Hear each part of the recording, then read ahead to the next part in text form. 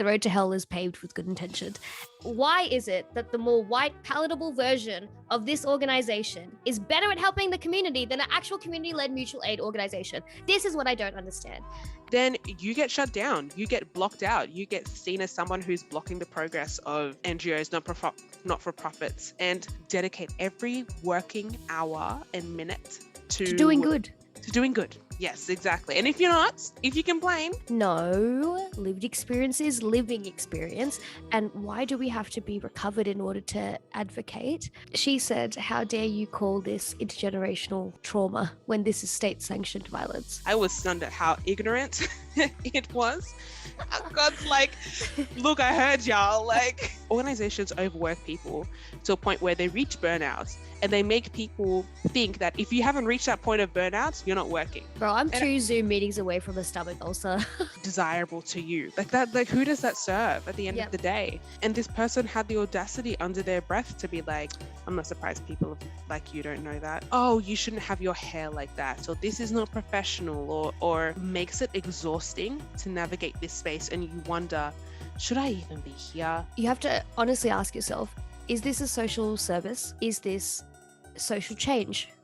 Or is this social justice? A lot of the reason why a lot of us have significant mental health issues is because of systemic issues. Exactly. And you can't take a pill to cure that. Bring us your criticisms. We want your feedback. We want to improve ourselves. You give it. We don't want that feedback, like that's, I've had the commentary that's like, you don't look like you're from Africa. I'm like, huh? I'm literally black. Like, I'm literally black. All these external actions that don't make sense, like posing with politicians that are fucked. I'll repeat that again. HR is there to protect the company, not to protect you. You can't just sit there and be paternalistic and hold money over people who actually need it. They want social justice and they want solidarity. They don't want your sympathy. Fuck your sympathy, fuck your sympathy, fuck your sympathy. They're all white executives and most of their staff are white. What are you diversifying? Ivory and cream? Shut up. But also, please don't recycle the same images of the same black person over and over and over again. That's the biggest red flag that I didn't look out for before, but you best believe I do now. We would like to begin by acknowledging the traditional custodians, the Wurundjeri peoples of the Kulin Nation, and the Wadamadigal peoples of the Darug Nation, whose land on which we record today, and pay our respects to their elders past, present, and emerging. I extend that respect to Aboriginal and Torres Strait Islander listeners with us today. We want to remember that sovereignty was never ceded and a treaty was never signed. We also want to start this episode by sharing some causes, of course, that we want you to potentially support, whether it's financially, with your time, or any other way that you see as valuable to that cause, and bringing awareness to what we're sharing. So one of the campaigns that I wanted to share is based off changes people are trying to advocate for relating to sexual consent education throughout Australia. And I definitely think that this is such an important topic for us to be delving into because it is so absent in our education system. But I believe it's also essential that we not only advocate for sexual education, it needs to be framed and conceptualized with intersectionality in mind from the outset and recognize the challenges that sexual consent education may pose for people of color and just navigating those conversations as well. And I don't see that being brought to the forefront when it comes to this conversation. So if it's signing the ongoing petition, which we'll provide in the episode notes, or engaging in dialogue about what you think should be included in any support for this to be done in a more culturally and a safe and inclusive way, is great. You can head to www.teachusconsent.com and we'll put the link as well. Otherwise, there's definitely many online conversations that are happening in regards to this, so try to engage with it as well. Or you can advocate to your local member. If you're not in Australia and you're listening as well, you can also advocate online. So Ines, did you want to share anything? Yes, absolutely. I want to dedicate this episode to the Dhadjowa Foundation. So almost 30 years on from the Royal Commission into Aboriginal Deaths in Custody in 1991, there's been at least 439 Black deaths in custody and not a single criminal conviction for those responsible.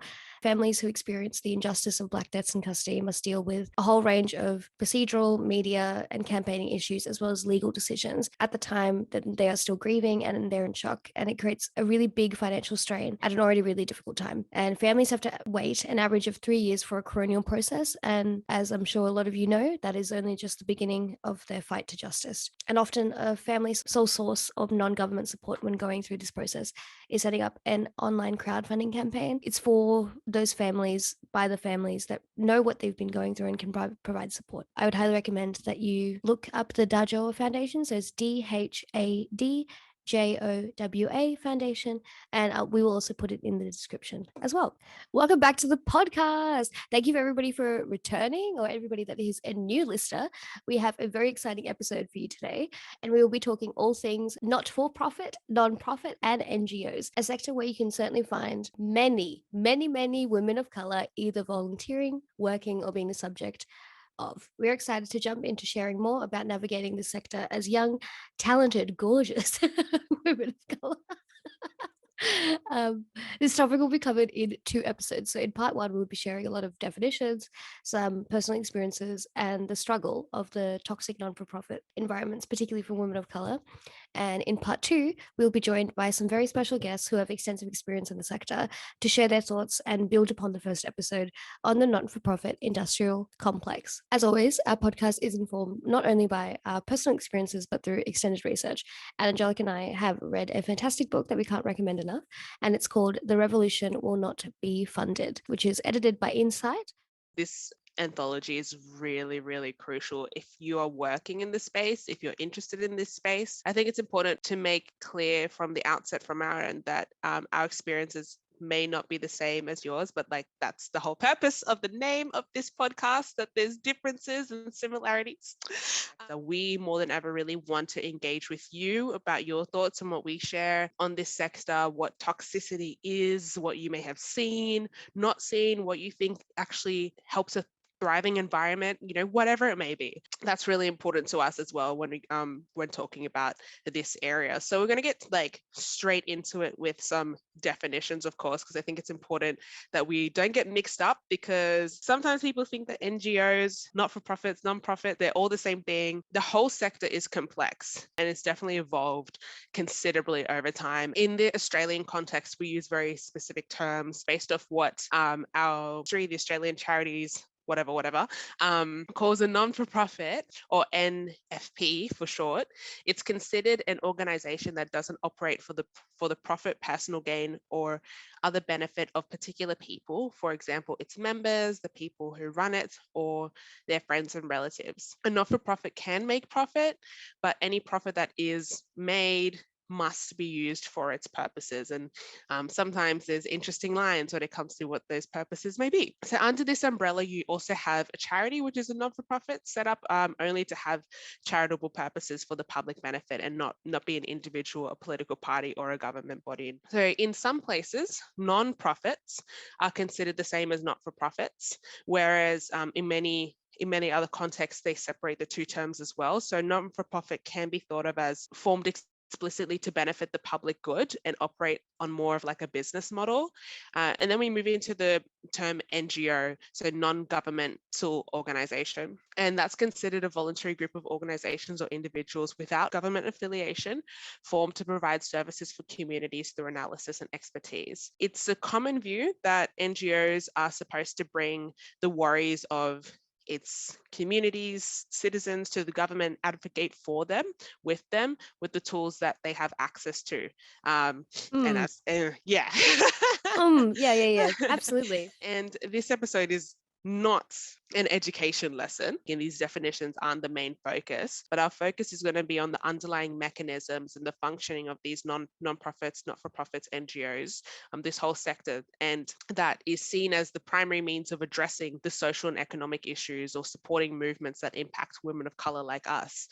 That's what we're going to be focusing on. And what many don't realize is that the way that this whole sector has been established or strategically involved into actually does have ideas that may maintain interests of states and capitalist interests.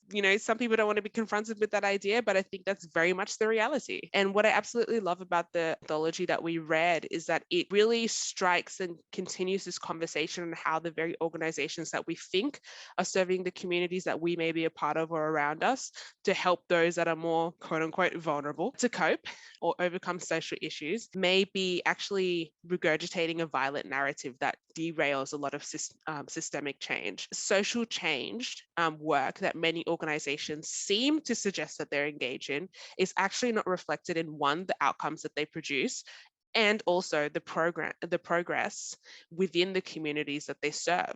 We often see that the actual systemic change is very, very minuscule. But on the outside, there's all this, haha, we're doing this, and posting that we've got this program and posting that we've got that program. That's all well and good.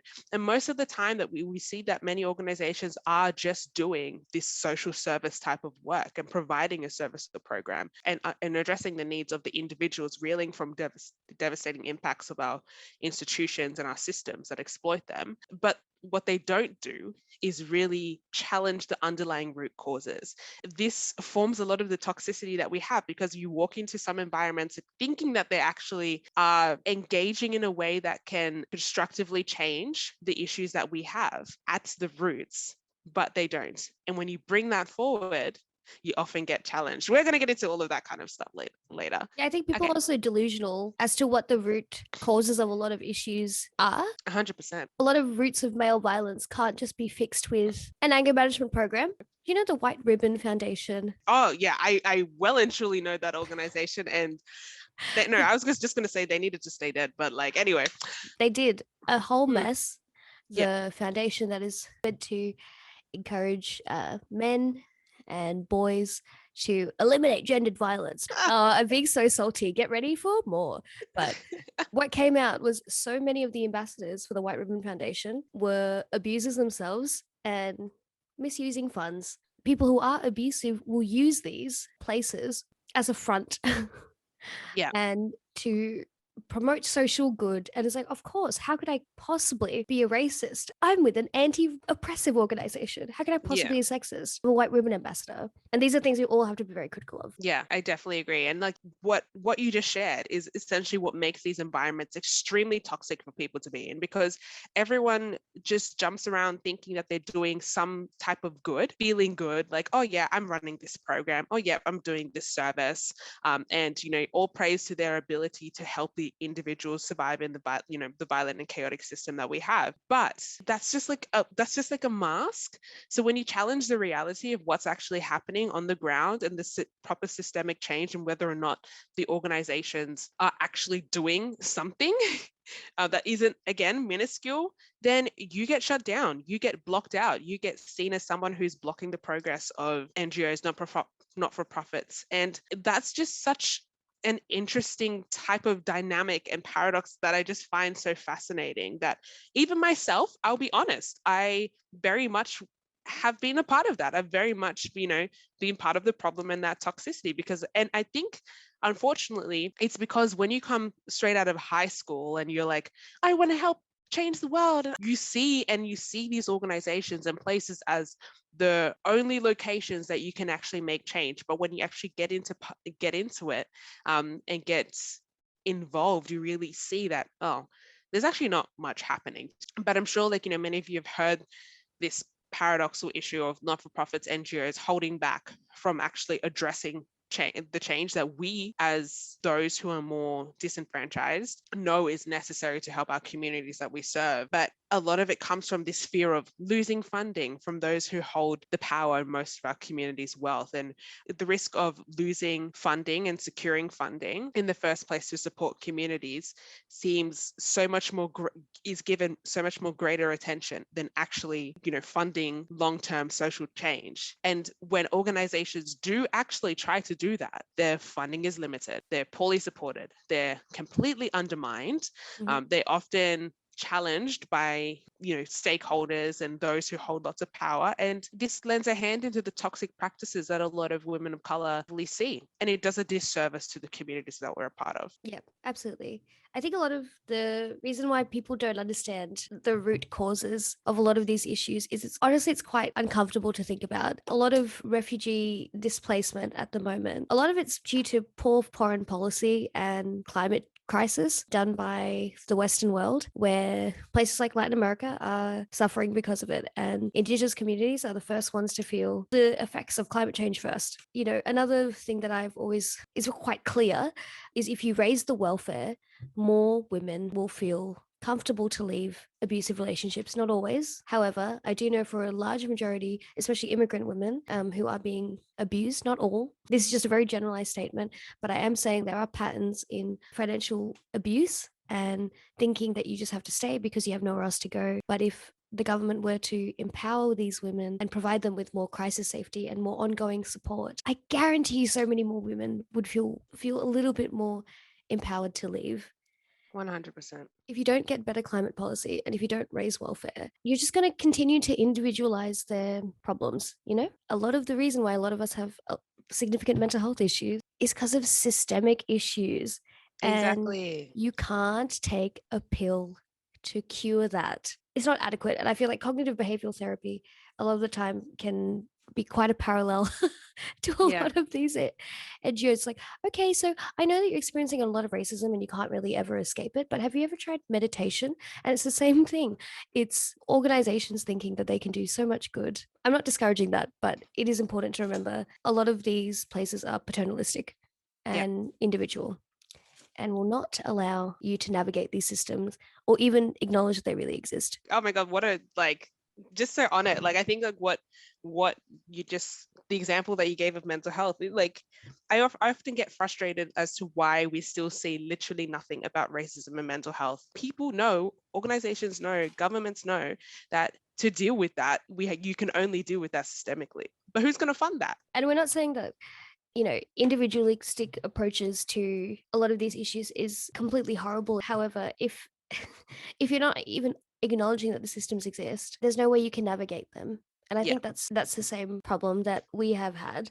And just before we continue, I also want to mention how absurd it is that me and Angelica had a conversation before we recorded, and we were saying, should we mention any names of the places that we have worked for? And the thing is that we have to think about this because we don't want to ruin our job prospects in the future.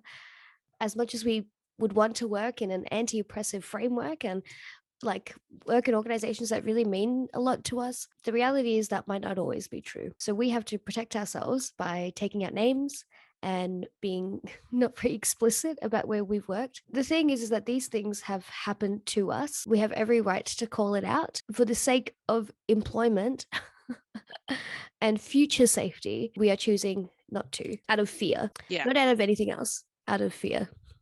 Constantly traumatized, and you fear speaking out, and especially if you're young. Yeah. We're students, we're master students, and we're terrified. We know and we have seen the devastating impacts of speaking out. We're just trying to set up a future for ourselves still at the same time in this system that is just so that's all I can describe it as. It's frustrating because you have on one hand people saying, bring us your criticisms, we want your feedback, we want to improve ourselves. You give it. We don't want that feedback, that's, if you are actually genuinely committed to the social change for communities, you will listen to even the most harshest of criticisms, the harshest of feedbacks from those communities, and you will take it on board. So. And I think especially from the outside, it's important to remember that people will think, oh, you're exposing them now. Like, why didn't you go to HR? Why didn't you speak internally? Oh my God, HR, the ombudsman, HR, all of that. Let me be very, very clear. HR is there to protect the company, not to protect you. I'll repeat that again. HR is there to protect the company, not to protect you. By the time it takes to even say one thing, it has been bubbling up for ages. And then when you finally speak about it and you start coordinating, it takes a huge toll. And how long does that happen until no change? But it's months and months of feeling debilitated and dehumanized. There was already so much before that. So maybe altogether, this could probably be a year in the making. And then by the time we actually speak about it publicly, there's so much already there behind it. So I want people to remember that when people speak up about it, it is because it's taken a lot to get there. And so speak up about it publicly, it means that we've already tried everything that we could. Non-for-profits and NGOs have the interests of the community at heart.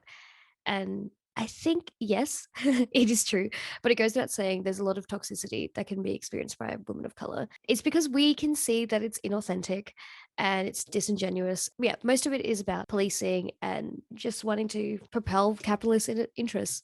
And the anthology focused on the idea, which is called the non-for-profit industrial complex. So the non-for-profit industrial complex, or the NPIC, is a system of relationships between the state, so local or federal governments, the owning of classes, foundations, and non-for-profit slash NGO social service and social justice organizations that result, keyword B here, result in surveillance, control, derailment, and everyday management of political movements, particularly if those political movements are progressive. And many foundations and organizations are caught up in a pattern of using toxic practices that are very carceral, very policing, in an effort to maintain funding interests.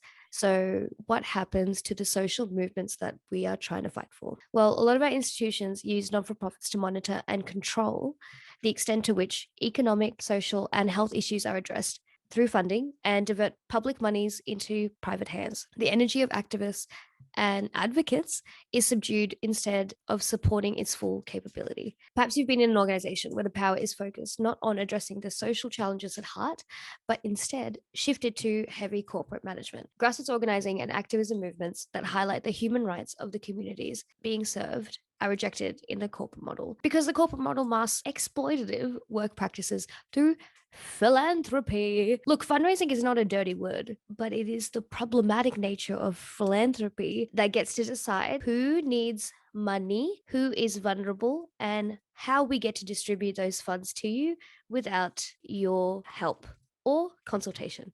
That is when it becomes problematic. Philanthropic work, it's interesting, again, going back to the point of, providing the funds to organizations or services or whatnot that are addressing or trying to address the actual roots causes that are mostly systemic. You don't often see that. You've got these people with these big loads of money and they just throw it out to places that are just doing that surface level type of stuff. Just a quick side note. Have you watched? I'm sure everybody has watched Insecure with Issa Rae. That is the best depiction of a non-profit, the one that she works in, that I've ever seen. That is so true. Like, isn't it? Like, when I saw it, I was like, wow, this makes sense. This makes sense. Honestly, effective collaboration seems to be so much harder to achieve when it actually is not that hard to achieve. You just have to listen and build relationships and not assume that you know better. It is honestly not hard to achieve. Like, this is my little rant here. I kind of get so frustrated when people like make effective collaboration this big thing that needs I don't know, so much time. Just do it. But do it well. You know what I mean? I always found it so weird that active listening is something that we have to learn. And a lot of active listening is ableist, because a lot of it is make eye contact, don't fidget, don't think about the next thing that you're going to say. Bang, bang, bang, bang, bang. Empathy training? Come on, what is going on? Empathy training, diversity inclusion meetings. It is astounding how and wild the way that we have created this whole field to be. This created this whole area to be. And what you just said about the ableist nature of things like that when it comes to active listening and using your voice, blah blah blah, type of thing, that's great, but you exclude a whole bunch of people who one, physically they cannot do, and you only see this idea of speaking out or having a voice or how people should be heard in this one narrow thing that just excludes the way that people want to express themselves. To listen and to pay attention to what people are saying at a deeper level, the essence of that is important. But the way that it's described, that just kind of devalues and does not acknowledge like Mm. what different communities and different people constantly have to deal with, this language all the time being put out there. It is so incredibly frustrating. And you see it, I think you just mentioned before, the corporate model of things. Like, this is where we see it. Like, Mhm. you've got to have diversity inclusion training. You've got to have like training about active listening and, you know, and how to be proper. You've got to, I'm tired. We are all tired. I'm We're actually all just tired. tired. Yeah. I mean, a lot of these places are set up on the business model, and a lot of these have been set up by white men, which is president, vice president. Have we ever thought about organizations that there is more shared decision making powers? We just have to remember that the way things have been done forever do not have to continue to be done that way. When you have these organizations that are built like businesses, organizations are competing with each other for funding, but internally, staff are also competing for jobs. They're not really engaging in a lot of collaboration, and they are undervaluing those that are trying to make genuine strategies for supporting different communities. And most of the time, those people are the ones who are paid the least and who are Mhm. the most marginalized, because they are like, well, if nobody else is going to talk about this, who will? There's been so many funny memes recently about about like diversity. It was like a pyramid, and the bottom tier pyramid is like the volunteers, all people of color. At the top, all white men, one white woman. Let's speak on it. I cannot. That meme just encapsulates it. Because all I would see, all that was shown to me Mhm. by these people who would come in and talk to, like, you know, youth and whatever, is just that bottom level. You Look know, at our we've got volunteers. look at our Yeah. volunteers, look at our, you know, they're the faces, the images, you know, that sort of thing. But Also, that, please don't recycle the same images of the same black person Lord, over and over and over again. I want to call some people out, but I'm going to shut up, because every time I see these damn sponsored posts of these several different organizations, and this one black, this these poor black people, I'm sure they sit at home and they're like, I am tired. There's always one person with colored hair because they're alternative. Yeah. Beauty. That is so true. Oh my God. Oh my God, it is exhausting. And the reality, those top levels that, you know, you just described in that meme is not shown at all and is not highlighted until you get into that environment and Yeah. then start to experience the traumatic experiences. Yeah. What do I do now? People who are white. Also, it's okay to be white, baby. It's fine. It's not an insult. Relax. But if you I walk into an Yeah. organization and you see that everybody is white, and you don't immediately see that as an issue, you got some internal biases to check there, man. Because that's apparently just your default. And you think that's okay. That's the biggest red flag that Yeah. I didn't look out for before, but you best believe I do now. When I was leaving high school, I was like, oh, maybe I could be the person who, like, that's how I thought. That's the naivety of it all, that you just don't realize that you could be that you are walking to a space where your view, your lived experience, the way that you think differently about the world and the systemic issues that we have are going to most likely be shut down. You're going to be undervalued. Yeah. Perhaps it's different for people. We've said this already. It may be completely different for you. That is okay. But what's commonly seen is that you walk into this space that has no one like you, Yeah. has not really actually addressed things at the roots for your communities. And Yep. it's just a struggle. It is an honest struggle. If you go on social media and you see an image of like a team that's posted their Christmas party or posted their, you know what, like their Easter egg hunt, or like, look at me using these bloody Christian events. Anyway, Yeah. and it's all white people, and you don't feel any kind of visceral type of reaction. Yeah. Like, sit with yourself and reflect as to why that's the case. From both of us working in mental health, and it grinds my gears every time, especially with volunteers. It is the the fact that we have had lived experience. It's lived. It's done. Now we're recovered, and now we can advocate, and now we can be NGO little speech machines and work on every project, and nothing will traumatize us, and we will have no emotion. No, lived experience is living experience. And why do we have to be recovered in order to advocate? And recovery is not a linear journey. Things will traumatize us.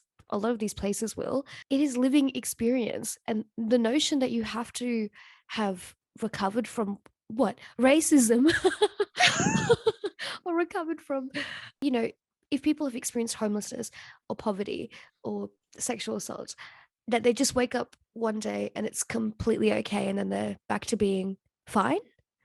No, Mm, these things still have an effect on you, and yeah, that's okay. And don't ever let any organization make you feel bad for the fact that things still affect you, because you're not a fucking robot. You have that's living experience, and just because speak these on it. people just because Yeah. these people have PhDs, mummy and daddy are academics too, doesn't mean that your experience is any less valuable. The more we've talked about this many times, research is flawed. We should make we should make t-shirts saying research is flawed. And a lot of the time the people that know best are the people with living experience. And do not make anybody ever make you feel bad about the fact that it hasn't been lived. That It's not in your past, you know?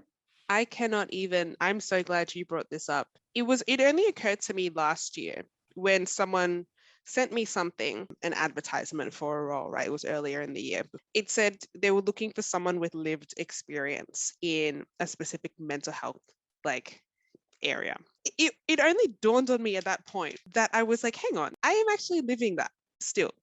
I think that's the thing that frustrates me is like logically the idea that we have completely been like all the issues and all the things that we've experienced have just dissolved into the air, and we're these pure, fresh, revived beings that don't have anything like affecting us right now, but that's in the past. I started to be conscious of the way that I was thinking about my own self, that like I was like in this struggle where I kept finding that people weren't understanding that I'm still living through things. And like you said, racism, discrimination, all these things are a part of that, the impacts of various forms of violence and abuse that have been encountered, and mental health challenges too. Yet here I am feeling like I cannot bring that to the forefront of my everyday life. I can't acknowledge it. I'm meant to keep it as this lived thing. This idea that that's not going to shape the way that we function in our everyday, the way I think is very colonial. The narrative about it, that we see a lot of that is really racist when it comes to Indigenous communities, is that they've lived the whole like colonized, like that's done. Like, Mm-mm. why do we still talk about it now? Like that's there. Like that was the experience then. Like, look at this beautiful whatever Australia that we've created for them. Hang on, Yeah, you don't think that that impact colonization still exists? exists exactly. And I lent that it's this idea that like people have lived their stuff and then Yeah. connect, like it's not present right now. It's atrocious that we have that actually. Yeah, because I was watching ABC The Drum last night, and she said, "How dare you call this intergenerational trauma when this is state-sanctioned violence? A lot of these things this is lived experience, this is trauma, and it places all the burden on us to recover from it, when a Yeah, lot of the time it is state violence, and people are making active efforts to marginalize and traumatize. And it is not up to those who are oppressed or marginalized to always fucking recover from that. Yeah, that's a problem with a lot of these organizations, I think, because you just think that your values will align, and yeah, they bring all these people in who are really passionate about addressing social change. And maybe at some point a lot of the problematic people in this place too had good intentions, but as we say, the road to hell is paved with good intentions. And boy, that could be the name of this whole episode, because so mm, many so many of these volunteer workers are often from the same communities that the organization actually addresses. And another thing that the book actually brought up is, if you take out community leaders out of their community, you actually separate them from their community. And then you get them to work towards a model and not really listen to them, probably don't pay them very well. They could have probably been doing better yeah, in their own community and making the change that they already were doing. But because of hopes of more funding or more support or allyship, they are taken out, but without any care to the fact that this is really traumatic for them too. Not yeah, always. There's a lot of generalizations here, but I'm telling you that this is a constant pattern that we all see. This book has seen. Almost everybody I know that has worked in an NGO, that is a person of color or is marginalized in some sense, goes through very similar experiences. And, despite all this genuine desire to support the communities, unfortunately, many of the workplaces, they're just stuck on exploiting and using structures to oppress and facilitate more racism, more sexism. They're just reproducing it over and over again. And also leadership structures within the organization, vice president, president, but they all perpetuate ideas of merit and who is most deserving to lead based on class, race, and gender. But if you want some more stuff on meritocracy, look at our second episode. Yes. Great episode. These are not only our experiences, but experiences that we have shared. And it is a big reason why me and Angelica became friends, because I was like, is anybody else seeing this? And then I just like called her one day and I was like, it was just amazing to know that we both had been feeling similar things for months. And I just kept noticing that like in meetings, I would say one thing, Angelica would like be like, yeah, absolutely. Or then Angelica would make a point and be like, actually, yeah. And it was like the exact same thing we were thinking all the time. And this beautiful podcast is born. It's not just, don't just take this part as like us being negative or salty. We might very well be those things. Yeah. But the thing is that these are experiences that have happened to us, one, and two, it is about being critical of the structures that are in place and not just saying that it's okay. Because a lot of the time you have to honestly ask yourself, is this a social service? Is this social change? Or is this social justice? You have to ask yourself that question. Yeah. But yeah, go for your life, Angelica. What's been your experience? I've had many different experiences navigating this sector, to be quite frank. So I've been in youth mental health spaces. I've done a bit of community and youth work as well. Still am. Done work that's been more based in religious-based organizations and also academia and, looking at education as well. That's also very much a part of this whole sector that we've talked about. So across several of these different sectors, I've definitely had so many frustrations. Not many of these places have given me satisfaction. Some have, and it comes down to the people. I'll get into that a little bit later, because I'm a type of person who, when I see people being mistreated, I can't function. But it affects me deeply when I see that. I don't want to work there. I don't want to be part of it. Going back to this idea that you've got to be this like good, perfect fit for what, an organization is about, and whatnot. But the moment that you suggest or want some type of flexibility based off your living experience, or they go into this big frenzy and like they're like, oh, but we don't have the funding to support that, or we don't have the the time and blah blah. Did I stutter when I was hired? It doesn't make sense. Lack of flexibility for carers, especially young carers, people who still have this very annoying mindset that as a young person, you don't have responsibilities or can't have responsibilities, like, oh, but you've never given birth to a baby. Okay. And what about all the mothers that have adopted? Are they less? Like, this is someone said this to me. Like, they genuinely were like, oh, but don't worry, you won't know really what it's like until you give birth to a child. So indirectly, you're saying that just because, unless somebody gives birth to their child, they are not capable of loving the child just as much. Yeah, not capable of caring or not capable of understanding what full responsibility is. Yeah. I remember when I heard that statement, I was stunned. I was stunned at how ignorant it was.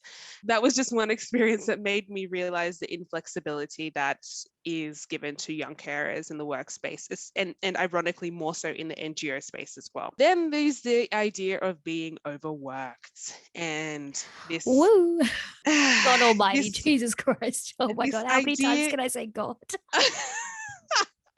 God's like, look, I heard y'all, like, leave me alone. No, for real, I want to get into this being overworked. Please do. Because it's fucked. It is actually messed up. In this space, you supposedly have unlimited time, nothing else going on in your life, and you have to dedicate every working hour and minute to doing good. To doing good. Yes, exactly. And if you complain, person. It is the way that especially people exploit the nature of some women of color. And I've seen this. People go, oh, you're a Black woman. You're tough. You're resilient. You're this. You're strong. You should be able to do all of these things at one time. Like, I've had organizations do. Yeah. Crumpling I paper. it doesn't make sense. And this idea that then I'm meant to force myself into a place of burnout and be happy that I've reached burn. Like literally, I think organizations overwork people to a point where they reach burnout, and they make people think that if you haven't reached that point of burnout, you're not working.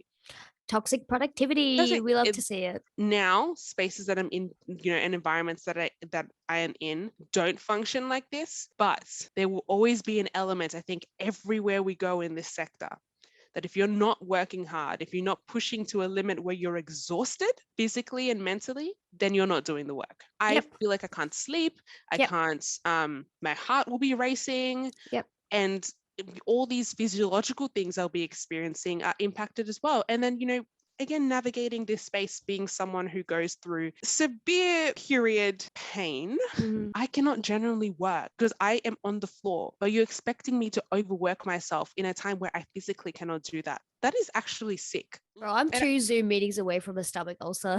For real. No, for real. And glad you bring up Zoom, because we've moved into this online space and online world. And this idea that people can sit for 6 hours on end in Zoom meetings, no. Nor do I want to be working in times where there's other priorities I need to address. And if you don't respect that, then you're actually not doing a service to the communities that maybe my communities, because you're just, you're mistreating me. It's not working from home. It's like living at work. Exactly. Another thing that I find quite frustrating, re-traumatization doesn't exist. If you feel upset or this hurts you, we've got this counseling lifeline. Sometimes I just have to laugh because what you got to do with lifeline? So absurd, the limited support that is provided for dealing with re-traumatization, the constant ongoing trauma that we have, like we said, it's ongoing, it's still living within us. We're still trying to navigate that, and also when we are interacting with people from our own communities, don't think that for a second that just again that we're absolved of all our experiences. We may very much be okay to, but the support still needs to be there for us to be able to navigate and to be able to still do our job, I guess. We've got this, staff are eligible for this service, when they experience whatever and whatnot. I'm like, well, I already know that service is not culturally aware, so I'm not going to engage with that. And where are your translators? Yeah. Where are your translators? And also, sorry, just one very quick thing. Go ahead. Just speaking on vicarious trauma, it is really important for people working in NGOs, social workers, psychologists. You understand that a lot of the time when a translator is working in these spaces, a lot of the stuff they are translating can be traumatic from them too. Exactly. Because most of the time they will be from a similar community. And it is important to not see the translator as a voice box and a translation tool. They are a human being, and to always make sure that what they have just translated was okay for them, and actually to sit down and provide some sort of support or to listen. Okay, obviously when you're speaking with your client or the youth, whatever, to make sure you're speaking directly to that person and not looking at the translator. But after the session has ended, you have to check in with the translator. And it is things like that that people do not ask. You have to ask if people are feeling safe. Provide some choices. Do you want a tea? Do you want a coffee? Do you want to sit outside? These are little things that you can do to make the space more culturally safe. Even offering a translator makes people feel more comfortable, planning it out before. But that's just on vicarious trauma. Yeah, that's so important. And hopefully, even if you're not in these industries, these are some things to think about. Maybe these are questions that you might ask of organizations when you're in the interview. The other thing that I wanted to bring up, overt racism in the workplace. Yay. The narratives that are presented about Black women, ideas of the way that we are meant to work, the undermining of our skills, how that is spoken about. I remember one time I was asking for something that I just genuinely didn't know. And this person had the audacity under their breath to be like, I'm not surprised people like you don't know that. And I was like, excuse me? Why am I surprised? Why am I surprised? You know what I mean? It's not surprising at all. It's not. And people don't realize that covert racism is seriously mentally debilitating. The snide remarks, the comments about appearance. Oh, you shouldn't have your hair like that. So this is not professional or Why are you wearing a bindi? yeah, exactly. Like it is those types of things that makes it exhausting to navigate this space and you wonder, should I even be here? It's the one that's the one that cuts deep. But I didn't realize the level of pain it would cause me in adulthood, the covert racism over the overt racism. Why a lot of NGOs and non-for-profits are able to still perpetuate and allow these types of things to occur and not provide spaces for us to report or be, who are we reporting to anyway, but to be able to bring these up is because leadership wise, who is controlling the narrative here? The experience that you're having at the on the ground level is very much being perpetuated by those above. There's a lot of different cultural challenges and dynamics again in this space, and it is really hard when your cultural understandings and your cultural experiences and who you are not respected. They're not respected, but you immediately put under the, oh, you can address or you can bring these things up whenever there's time to look at like diversity and inclusion. Like that's where that is for. You leave your culture at home. Mom, you didn't pack my culture today. And what I love about some of the women that I know in the workspaces that I am now is that they're just like, we will appear to work how we appear. You want to see us working, you want to see us doing things, well, you're going to see me. So they come as they are, and I love it. I'm like, love that energy. But then I wonder to myself, like, me being this young person I am who's trying to establish something for myself, I fear, do I have to actually genuinely sacrifice parts of me just to be able to make it? It is something that's culturally for me quite frustrating. But then also, being just a Black woman in any kind of space is hard. Also, it's not always about networking up. It's about networking across. Yeah. The next workplace that I have to be in that asks me about my hair, I'm going. Like, like I'm tired. Like I don't want. I am not trying to be this salient image of you to come with your stereotypes and prejudices and covert. No, I don't need it. I don't want it because it is actually traumatic to deal with. Another dynamic that I find problematic is how disingenuous we are with addressing intersectionality and intersectional identities. And it lends back to what we mentioned before, that intersectionality is not just about I'm this person, I'm this person, I'm this person, I'm this person. It's like that's not what it is. It's how that all links. And the systemic issues that affect all of those identities at one time. And the NGO space and non-for-profit space sometimes just doesn't get that. And so I find that also becomes a potential area of conflict between people like us who are in these spaces and the organizations, because it's like, hang on, no, like don't bring that, that up. But it's like, we can't separate that from ourselves. So, but there's this idea that you have to separate it from yourself or represent everything. That's it. Exactly. Represent it all. Idea of like how effective collaboration is actually not that hard. You don't have to, like, why are you leaning onto little me to address everything for Africa? Just go and contact the Sudanese community. Go and contact the Ethiopian community. Go and I mean, diverse voices. Gosh, they scream diverse voices, but like I said, the voices part you're not getting. That has to actually no critical voices, just complementary voices. Yeah. Oh God. Eddie. Yeah. So those are some of my things and struggles with just personally, as well as that being the token Black person. I'm literally I cannot and do not have a refugee experience. Stop asking me what? to speak. I have had people. Oh my God, I want to kill somebody. Literally had people ask me to speak to this. I would never imagine.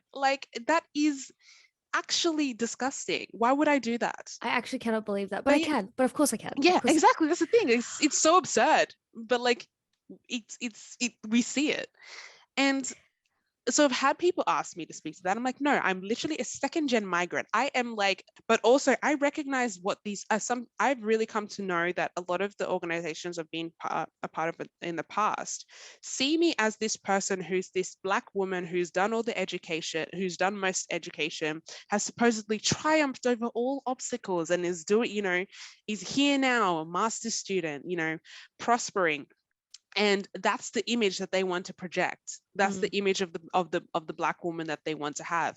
And then sometimes I'm in these spaces and I'm like, well, I have to be very careful, because then they're going to use me as this idea and this model for how the community that we're trying to serve should be. That is problematic in itself. I had some classmates. If you listen to the podcast, you know a lot about my life and a lot of the helplessness I have felt and the discrimination. Miss Becky is doesn't know me, never spoke to me, but I have been saying for quite a while that a lot of the unpaid internships and placements are going to result in discrimination, and they won't give me a real answer as to how to fix this, or the fact that it'll breed elitism and it is ableist and racist and classist. They won't give me any answers, right? So in the first seminar, I was like, okay, cool. So now the question I asked in this one was, what do we do if we experience discrimination in placement? All facilitators said, no, it shouldn't happen. Okay, it does though. It shouldn't happen though. Okay, but it does though. What do I do when it does? All these white women are telling me, no, it shouldn't happen.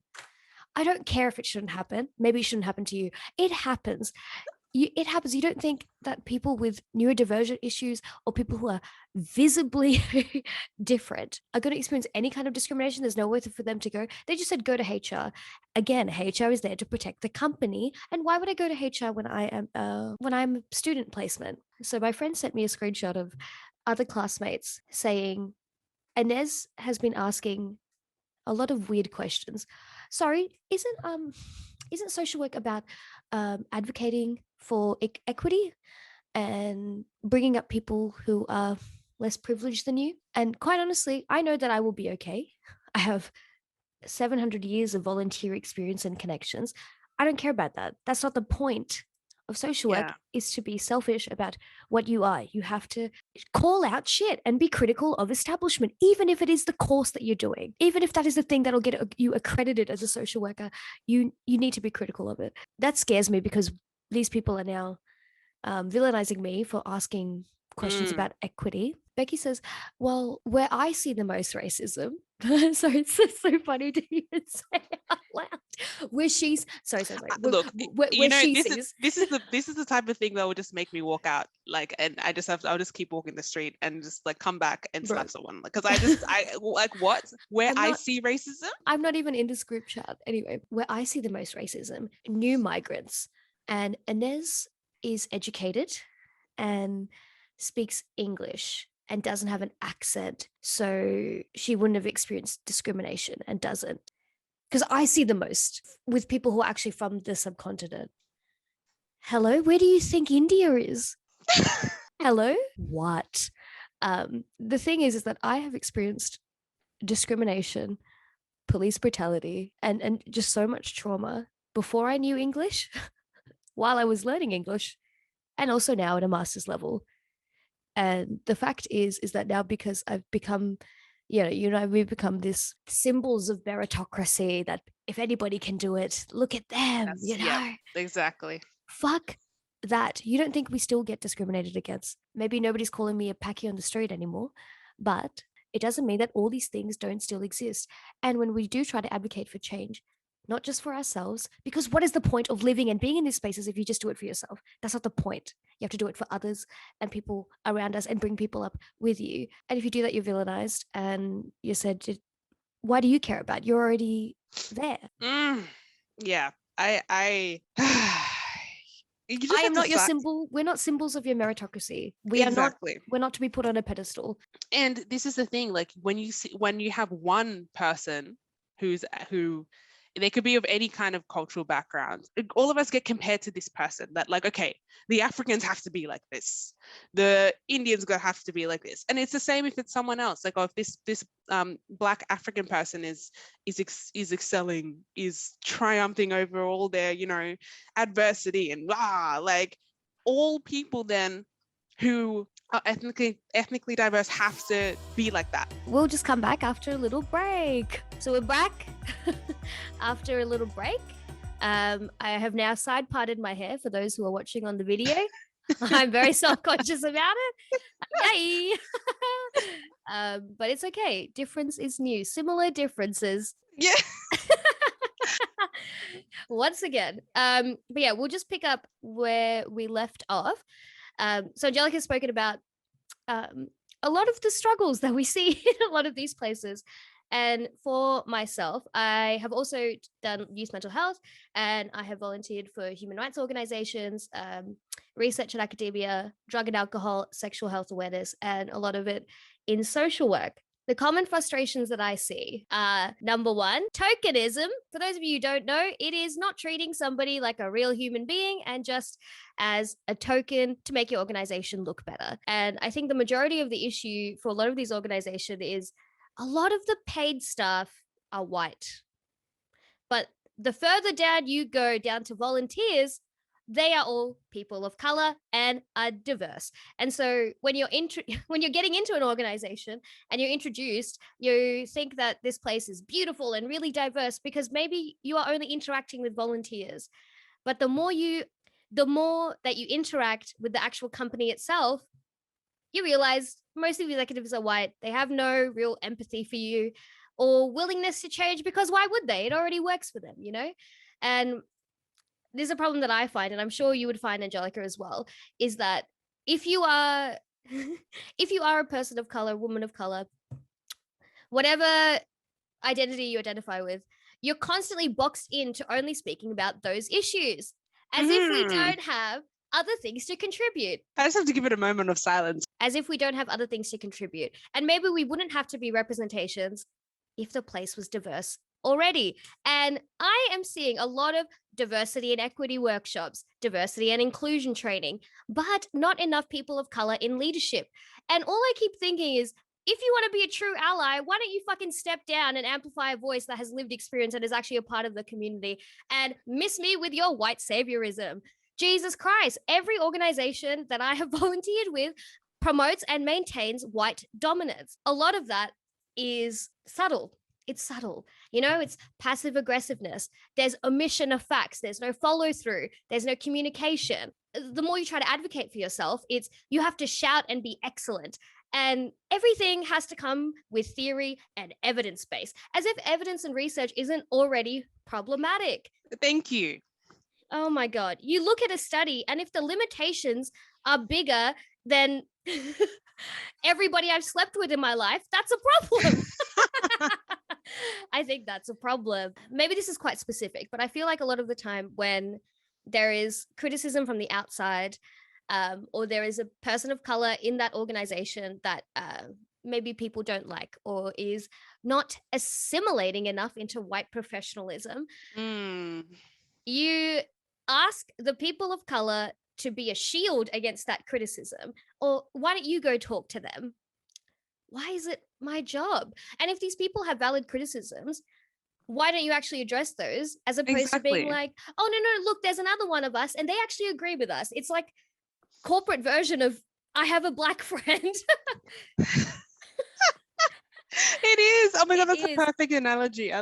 Example. I love that. But it's so true. They'll point like that example that you just said of, oh, that person gets it, or that person agrees with us. Well, like that person didn't come out of the same womb as me, so I don't care. Like, I mean, again, so because of just the skin tone, we're automatically meant to agree as if like we have the same brain, we think the same. No, I don't. Like, absolutely don't miss me with that nonsense. And also that goes to show a lot of the lack of understanding that these places do have about internalized racism that we have, like, you know, and that we have against ourselves. So absolutely, that person maybe they're all for what you're saying because they've internalized that they've got to adhere to you and say, be a yes man. a lot of the organizations that are mainly white versus like grassroots and community organizations. And when we're talking about organizations in this context, we are talking about toxic ones. A lot of the grassroots mutual aid ones are fantastic, doing real work that is really, really important. And I don't want any of that to end.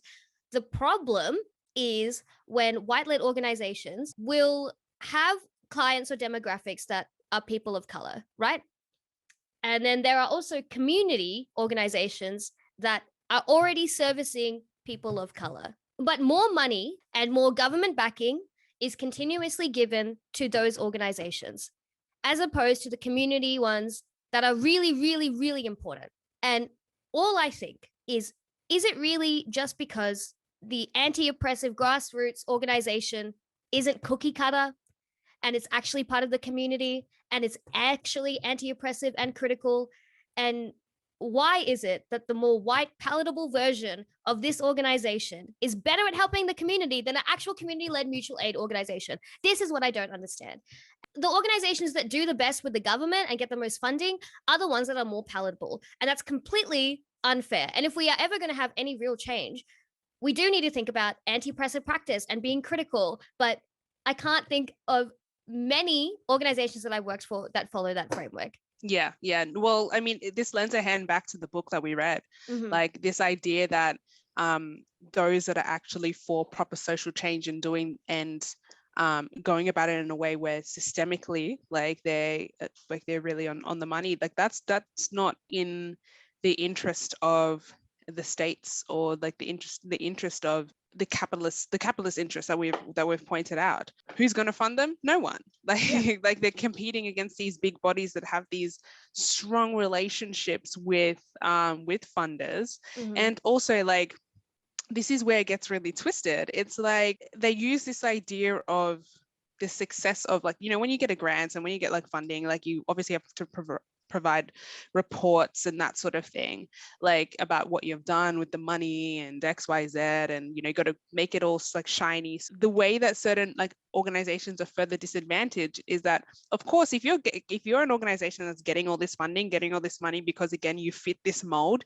you're a good fit to the ideals that, you know, those who have the wealth desire, then all that they're going to be like, oh, well, they've provided evidence, you know, that they can do it. Like, and they always use that as an excuse as to why, like, the smaller organizations aren't good enough, because these bigger ones, or these ones that are, you know, we've worked with in the past, look at the stuff that they've produced and they've sent to us. Community-led and mutual aid organizations, they'll go to them and say, oh, you know, what you should do is collaborate with these ones. Inherent power imbalance. Exactly. People don't think deeply about the deep issue, the inherent issue of the interests of, you know, who is leading in blocking a lot of these places getting access to the supports that they need to do the meaningful change that they're actually doing. They're not going to reduce themselves, like, so that they can be more desirable to you. Like that, like, who does that serve at the end of the day? And again, it just makes the whole idea of the not-for-profit sector and NGOs, like a lot of them being like, they just operate on this toxic mindset and talk down the community-led and mutual aid organizations. But I think one of the most important first steps is a lot of these places are not critical about their hiring practices. Again, with meritocracy, only the best people are applying for the job. I don't know what to think. Why are people of color? Why do people not actually want to work here? Have you actually built relationships with the community? Have you built relationships with TAFE? Is it always these massive prestigious universities? I don't understand. International ones too. They'll reach out internationally before they go to the I'm shading a specific organization here, but they'll reach out for the international clientele But you haven't even, and you're serving supposedly the community locally here. You haven't even like gone to the, like you haven't actually expanded your hiring practices to actually be like culturally connected to the communities. Like I'm confused. They make up excuses like, oh yeah, you know, or come to people like us and be like, how can we improve? Don't just think that if you put a job title on Sikh or ethical jobs, that it's done. That's not how that works. And yeah, I feel like connected to that is they don't have a lot of connection to the communities that they serve. In particular, when it comes to knowledge translation. And knowledge translation means like when you have like academic research or just information, you have to translate that back into the community. So it could be any community that is actually being served. But if you don't translate it into the language that the community speak, if you don't translate it into the like age range that people speak, you know, a lot of this academic research is quite difficult to read for anybody. And if you're not translating it into like youth-centered language, what the hell good is your research, you know? And if you don't know where to put it up, you just put it up at the library or you host some sort of panel or forum and think that's done. Why is it not going to schools? Why is it not going to mosques, gurdwaras, all these places, churches? Where do you think youth congregate? Youth centers. Like, you are not actually connecting your research to the community. I really am starting to not like is being a woman of color in the academia research space for that exact reason. Mm-hmm. There's these excuses that are made about how research can be brought to the community. Just effing do it. Like, I mean, like why is it complicated? Well, it's not complicated for you to actually go to communities, figure out what is it they need first for this knowledge to be actually translated in a way that makes sense to them, in a way that is suitable for that context, and then have them involved in the process. I'm like, exactly. It doesn't.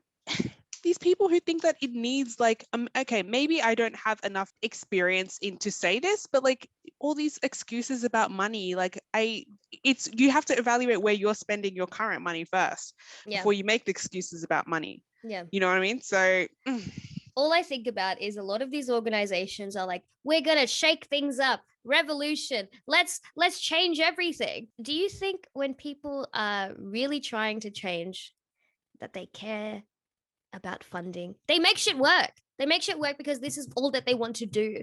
And they're building relationships with the community. You can't, again, we have always said it over and over and over again, do not assume anything. You don't fucking know. And the main thing is you have to build a relationship and ask these people and have them involved throughout the whole process.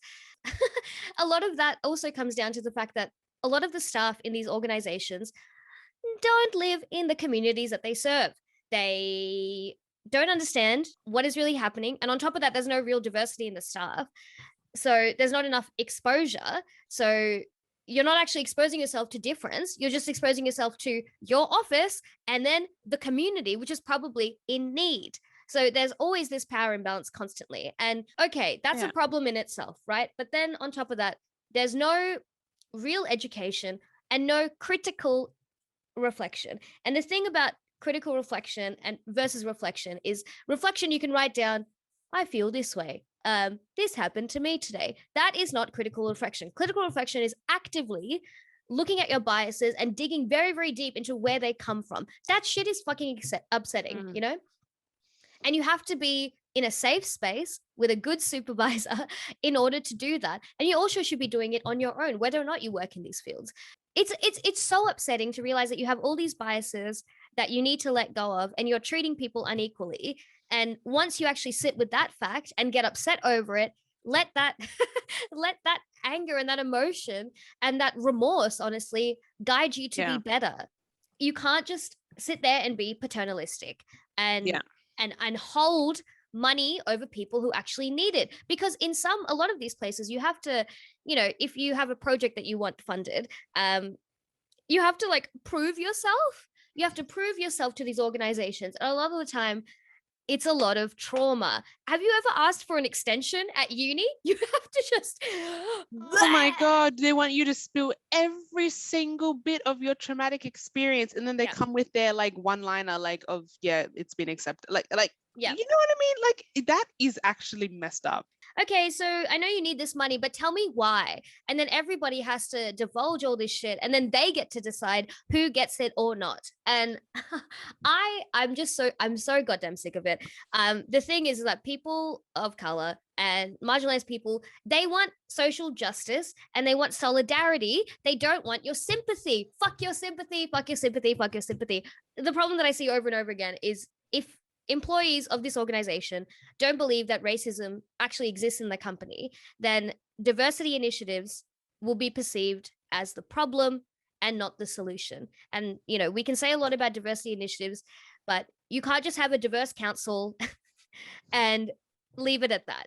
You need to incorporate it throughout your entire organization. And you'll be surprised at how many cultural organizations have all white executive boards. You'll be surprised. I was shocked because I was like, Yeah, I was shocked too. I was first time I saw there was one in particular. I was like, this this is doesn't who make sense. yeah. It doesn't make any sense. But it does though, you know, like I feel like maybe I spoke about this in another episode, but I was just like, God, how am I going to work in these spaces? Like maybe the one thing I could do was maybe be a diversity consultant, right? So I was looking at all these diversity firms and I was like, okay, well, they go around to different corporations and, you know, maybe I'd really be of use here. Again, boxing myself into the diversity girl, as if I didn't have any Yeah. other strengths. But I look at like some of the top diversity firms in Australia, they're all white executives and most of their staff are white. What are you diversifying? Ivory and cream? Shut up. Anyway, that is it. And you know, the common experiences that I always see, and I'm sure you agree. There's that diagram of woman of color enters the organization. It's the honeymoon phase. Everybody's welcome and really needed, and then the reality sets in. Yeah. And then you have a response of trying to change things, and then it gets denial and ignores you and blames you. And then it's retaliation. And then it's just you have to exit. And the thing that shook me about this diagram when I first saw it, and when a lot of people saw it, was like, oh, that's how I feel. That is exactly how I feel. What was your reaction when you first saw that? When I first came across this, I was like, this is just my life experience in many places. And then there was some where it literally was environments that there was no honeymoon. It just was me in the door. Shit. Reality, like targeting retaliation, like immediately. Like there were parts of it that I even completely skipped that were like, I didn't even get to enjoy any form of happiness in that. So it is so telling to see that there's people who can never relate to this diagram and people who can. And that says a lot. I think you can like that says so much. If you haven't looked at this diagram, we'll put it somewhere in our notes, I think, just so that you can actually see it and reflect on it. Because if you look at it and it doesn't resonate with you, that says something. Yeah. You know? Yeah. Not that it has to. The thing is, I don't want that shit to resonate with me. I don't want to have to experience this. But if you're struggling to understand potentially the journey and the difficulty that women of color go through, sit with this and think, okay, how do I feel in this kind of image here? Does this actually represent me? Does it not? Do I see it in my co-workers? Do I see it in other people who are women of color around me? A lot of the exclusion that women of color experience in the sector is, you know, being overly surveillanced. Oh my God. Are you doing this? Are you sure? Are you sure? Oh my God. Oh my God. Are you sure? It's just a mess. Commentary on your appearance, people pointing out stuff all the time. Oh my God, your bindi looks amazing. Wow, you're so brave. Oh my God, you cut your hair when I literally have like, this is okay. I should stop because people are going to be I'm shading too many people. Nah, shade them all. The everyday like, oh my God, do you wash it? Yeah. Like, that's the one that unfortunately People think that they're coming from a good place. What good place is But there? what good place do you come with asking someone if they've washed their head? It's interesting because when you call out people, they're in it like immediately they project like, oh, I'm innocent. Like, no, just sit with what I'm saying for a minute. What you Exactly. said. Another interesting one is like if someone is mixed race, like Which I've side had. do you relate to more? Yeah, What are you talking I about? was What are you just about to say, like, why would you ask someone that? Like, also Identity is difficult. It's difficult. that's it. I've had the commentary that's like, you don't look like you're from Africa. I'm like, huh? I'm literally black. Like, I'm literally black. Like, you just don't have the strength to say anything. No. You just don't, because in your head, you're like, if I say something now, I am going to be annoyed that I even used my breath to acknowledge this ignorance. But at the same time, this ignorance that this person is carrying is going to be another person like me is going to experience it. Another person, and it's going to come into also the way that the organization is starting to frame their ideas about people of color. So there's a lot of conflicts in funding and, the key messaging of an organization. And a lot of the time, if people are flaking on their message to get funding, that's not a very strong foundation. And I know sometimes you have to do what you have to do, but if you are actively conflicting with your morals just to get money, that's a problem. There's all these internal beliefs about an organization has or people have, and then all these external actions that don't make sense, like posing with politicians that are fucked, or not saying statements during important events. I can think of many organizations that just refused to acknowledge the news cycle that was happening recently about sexual assault in Parliament. And for those of you not in Australia, it is been a very difficult news cycle. And for an organization to not put out something is just so disgusting. And it makes women feel as if we just are not important. For what? For funding? Be buddies with the people that give you money as if the people in Parliament aren't fucking flawed and complicit in rape? Are you joking right now? Are you joking? And then again, like we said earlier in the episode, there are just ramifications for speaking out. And I am sick of it. But again, we have to protect our future careers. So that's it. It's like, we are delusional, or people are delusional if they still don't think that those that are in specific leadership positions or on boards don't rule the way that those organizations are meant to function. They very much do. Yeah. So whatever values, whatever beliefs they have about, certain community groups, they're going to bring that. No, like, proximity to those living in this communities that their organizations are working for. Nor do they have any desire to actually find out or figure out the values of those communities that they're addressing either. These communities are just seen as a work thing. After work, we don't care. That's just that community is that community. I like how the book put this about the way that organizations structure,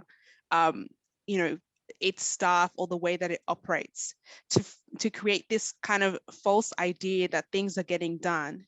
There's a function of a zone within an organization that takes care of people. It looks after people. It's actually, it's the whole purpose is, social welfare and whatnot to be provided in a way to make sure people are doing okay, to actually serve the communities.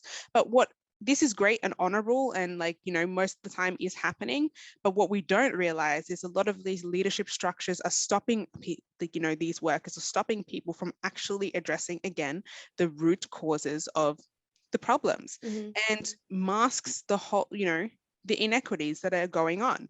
Leaders and boards shift attention to, oh, we've just got to provide this because we've got to, and we've got to show that we're doing something, just in the name of again, being controlling, showing power dynamic, being able to get funding, being able to keep their wealth, but actually doing a massive disservice to the communities that they're working with. As much as it's frustrating to see that, what they also do, and what the book talked about, is that these leadership structures also create this idea of that this falsehood that, you know, we are keeping the hope alive for these communities. And how they do that is what we talked about before, about hiring specific people or highlighting specific people who have achieved, who have done well, who have overcome the odds. And then it makes you feel all rosy and good, like, oh yeah, we're doing something. Oh yeah, we're actually getting, you know, we're doing the change. We're doing the systemic, like this systemic work that needs to be done. Or, you know, when they hire someone who's Indian, or they hire someone, it's like, yeah, look, we've got that. Wow. Like, it's used as this social rationale for continuing to do the bare minimum, that they just control anyone who wants to make like proper change. And the people at the top will continue to block the actual social mechanisms that we do need for these communities to be supported. And it's unfortunate that it is really twisted.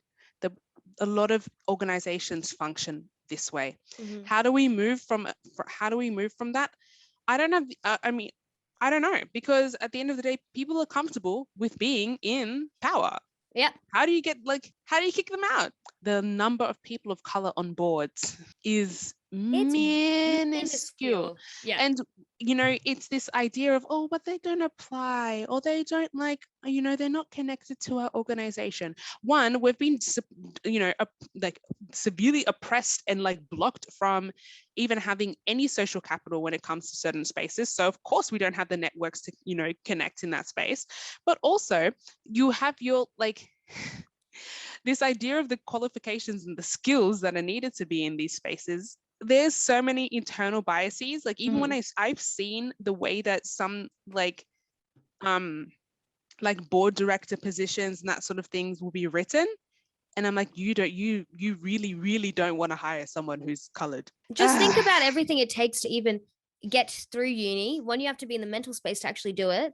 And you have to have the money, especially if you're doing unpaid placement, which is a privilege, to financially support yourself for 6 months, 9 to 5, unpaid. Who do you think is going to pass that?